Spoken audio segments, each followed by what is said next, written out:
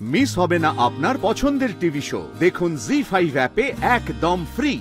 আসলে আমি ভাবতেও পারিনি যে তুমি শুধুমাত্র আমাকে ভালোবেসে নিজের কাছে ফেরাতে চাইছো না। আমরা দুজনেই আমরা ভাবছিলাম, মানে ইনফ্যাক্ট আমরা ফ্যামিলি প্ল্যানিং করার কথা ভাবছিলাম। This is high time. তাই আমরা দুজনেই এখন প্যারেন্ট হওয়ার রেসপন্সিবিলিটি নিতে তৈরি। কি অসম্ভব, সেটা একেবারেই নয়। This is not the time. কেন? মানে মানে আপনি তো বললেন যে মানে কোনো রকম প্রবলেম হতে পারে কি না? আপনি নিজেই তো বললেন যে রায়পূর্ণা একদম ঠিক আছে, সুস্থ আছে। তাই এই ধরনের অপারেশন হওয়ার পর 1 বছরের মধ্যে কনসিভ করার কথা ভাববেনই না। ওনার মিসক্যারেজ হতে পারে, ইউট্রাস ওয়াল রাপচার হতে পারে, উনি সাংঘাতিক বিপদে পড়তে পারেন।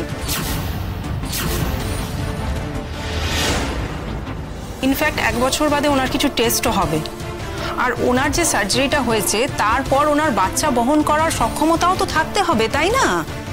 ওই টেস্টগুলো করে তবেই আমরা ডিসাইড করতে পারবো। এমনটা হতেই পারে যে উনি বায়োলজিক্যালি কখনো বাচ্চা জন্ম দিতে পারলেনই না।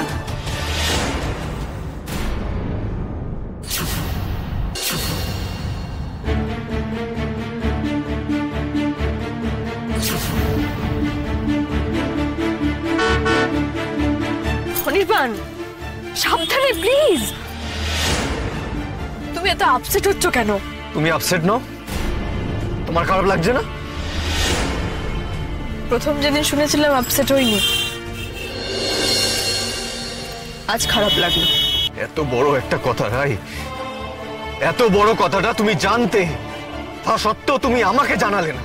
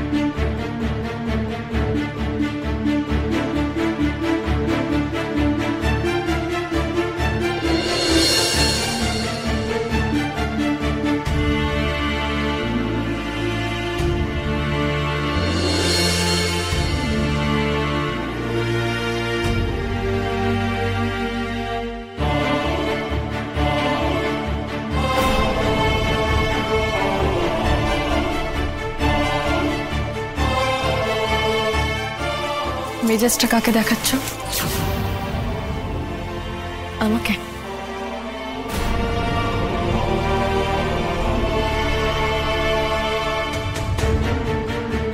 কি হলো?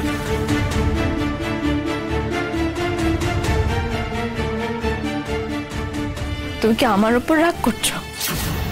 কিছু একটা হয়েছে দুজনের মধ্যে, সিরিয়াস কিছু। আজ তো বোধহয় দুজনের ডাক্তারের কাছে যাওয়ার ছিল।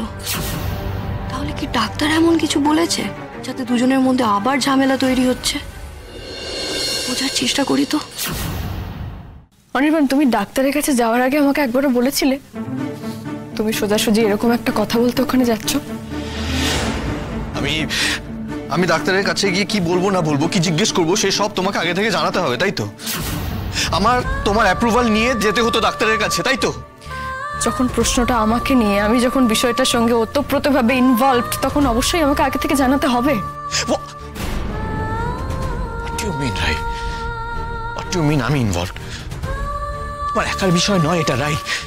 আমাদের বিষয় এটা। এক্স্যাক্টলি। এটা আমাদের দুজনের বিষয়। কাজেই ডাক্তারের কাছে আমরা দুজন কি বলবো না বলবো সেটাও আমাদের দুজনেরই বিষয়। অনির্বাণ, তোমার একার নয়। কথা বলো না তো তুমি আমার সাথে। Just don't talk to me. কেন কিছু বলনি তুমি আমাকে? কেন চুপ করেছিলে সবকিছু? তুমি কি সব ভুলে যাচ্ছ নাকি মাথায় রাখতে চাইছো না বলো তো? অনির্বাণ, আমি কালকেও কথায় কথায় তোমাকে বলার চেষ্টা করেছি যে সার্জারির পরে আমি এখনো পর্যন্ত প্রস্তুত নই, আমার সময় লাগবে। তুমি তো মাথাতেই তোলনি, কানেই তোলনি আমার কথাটা।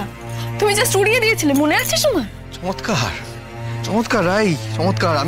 আমি উড়িয়ে দিয়েছিলাম বলে তুমিও মনে রাখোনি, বিষয়টা মাথায় রাখোনি। কেন জোর করে বললে না আমায়?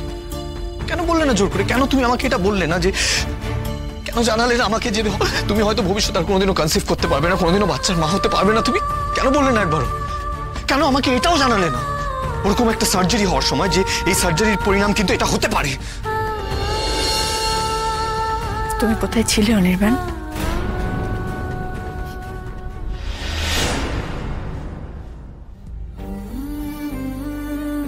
কোথায় ছিলে আমার সার্জারির সময়? অনির্বাণ, আমি অবর্শন করাতে হাসপাতালে ভর্তি হয়েছি।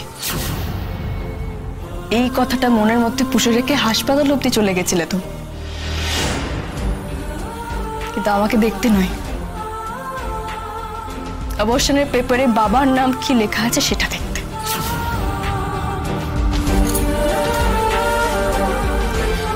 অনির্বাণ, এই কথাগুলো বলতে বা মনে করতে আমি কোনোটাই চাই না। আমার কষ্ট হচ্ছে ভাবতে, কিন্তু এটাই সত্যি কথা। এটাই সত্যি কথা যে অপারেশনের সমস্ত দায়িত্ব আমি একা নিয়েছিলাম। সব সিদ্ধান্ত আমার ছিল।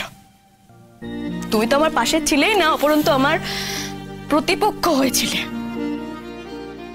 বলনি রাই তুমি আমাকে? কেন জানাওনি তুমি আমাকে রাই? যার সঙ্গে ডিভোর্সের পেপারে আমার সাইন হয়ে গেছিল তার অধিকার কি ছিল অনির্বাণ আমার সম্পর্কে সবকিছু জানার? কেন জানাতে যেতাম আমি তোমাকে? রাগে জানাইনি, আমি অভিমানে জানাইনি। আর অনেস্টলি বলতে, তুমি যখন বারবার করে আমাকে ফেরাতে চেয়েছিলে না তোমার কাছে, বারবার যখন নানাভাবে আমাকে কনভিন্স করার চেষ্টা করেছিলে, আমার এটা তখন মাথাতেও আসেনি। আমার মাথাতেও আসেনি যে এই বিষয়টা নিয়ে ভবিষ্যতে আমাদের দুজনের মধ্যে ঝামেলার সৃষ্টি হতে পারে। কিছু তো ঠিক করে শোনাই যাচ্ছে না। বলিনি আমি তোমাকে। সেটা যদি আমার ভুল হয়ে থাকে তাহলে আমি ভুল করেছি, অনেক বড় ভুল করেছি। তোমার সামনে দাঁড়িয়ে আমি সেদিন বলতে পারিনি যে তুমি আমার সঙ্গে সংসার করতে চাইছো না, কিন্তু আমি কোনোদিন মা হতে পারবো না।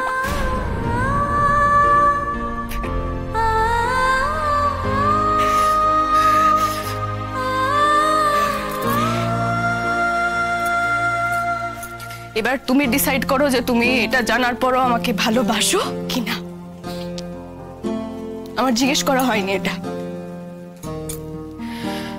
আসলে আমি ভাবতেও পারিনি যে তুমি শুধুমাত্র আমাকে ভালোবেসে নিজের কাছে ফেরাতে চাইছো না। জি5 ডাউনলোড করুন আর সব এপিসোড দেখুন একদম ফ্রি।